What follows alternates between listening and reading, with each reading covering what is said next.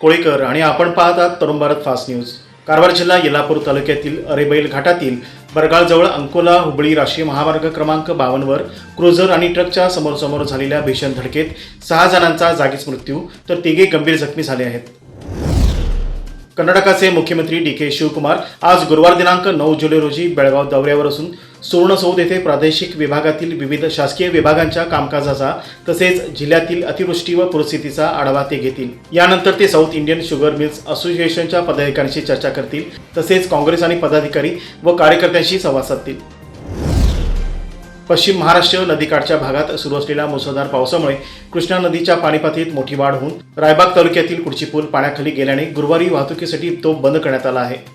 प्रशासनाने परिस्थितीवर लक्ष ठेवले असून नागरिकांनी नदीकाठच्या भागात जाणे टाळून प्रशासनाच्या सूचनांचे पालन करावे असे आवाहन करण्यात आले आहे।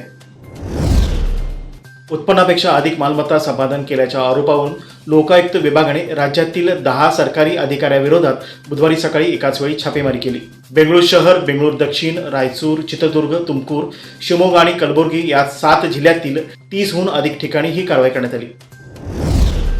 बेळगाव शहर व तालुक्यात अंमली पदार्थाची विक्री व सेवन करणाऱ्या विरोधात यंदा मोठी कारवाई करण्यात आली असून गेल्या 5 वर्षाच्या तुलनेत प्रभावी मोहीम राबवल्याचे पोलीस आयुक्त भूषण बोरसे यांनी बुधवारी पत्रकार परिषदेत सांगितले। 30 जून 2026 पर्यंत एनडीपीएस कायद्याअंतर्गत 34 गुन्हे दाखल करून 78 जणांना अटक करण्यात आली आहे, तर 25 किलो 461 ग्रॅम अंमली पदार्थ जप्त करण्यात आले आहेत। जप्त अंमली पदार्थाची किंमत रुपये 42,18,600 इतकी आहे।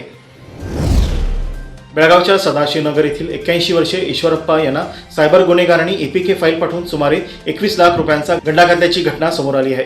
या प्रकाराबाबत सायबर क्राईम विभागात अज्ञाताविरोधात गुन्हा दाखल करण्यात आला असून हरियाणातून ही फसवणूक झाल्याची प्राथमिक माहिती समोर आली आहे।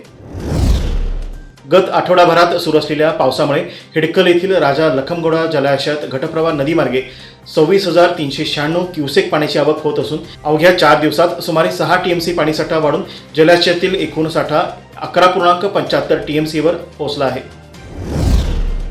विजयपूर येथील उत्तर विभागात 21 ते 28 जून दरम्यान राबवलेल्या विशेष मोहिमेत 427 किलो 29 ग्रॅम वजनाचे सुमारे रुपये 1.12 कोटी किमतीचे अंमली पदार्थ नष्ट करण्यात आले। एनडीपीएस कायद्याअंतर्गत 16 गुन्हे दाखल करून 26 किलो 987 ग्रॅम अंमली पदार्थ जप्त करण्यात आले, तर पीआयटी एनडीपीएस कायद्याअंतर्गत 4 ताब्यात घेण्यात आले।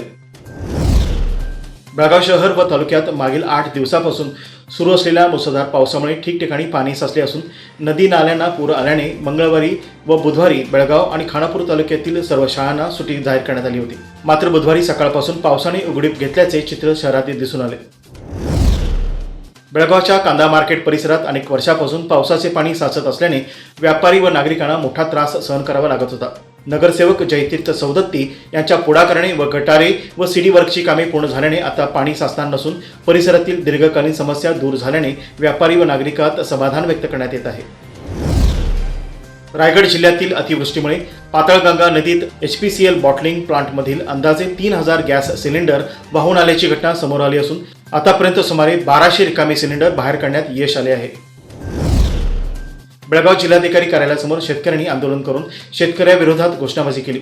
बेळगाव बागेवाडी ते धारवाड रेल्वे मार्गासाठी संपादित करण्यात येणाऱ्या जमिनीला बाजारभावापेक्षा कमी भरपाई मिळत असल्याचा आरोप शेतकऱ्यांनी केला। मागण्या मान्य न झाल्यास तीव्र आंदोलन छेडण्यात येईल असा इशाराही यावेळी शेतकऱ्यांकडून देण्यात आला।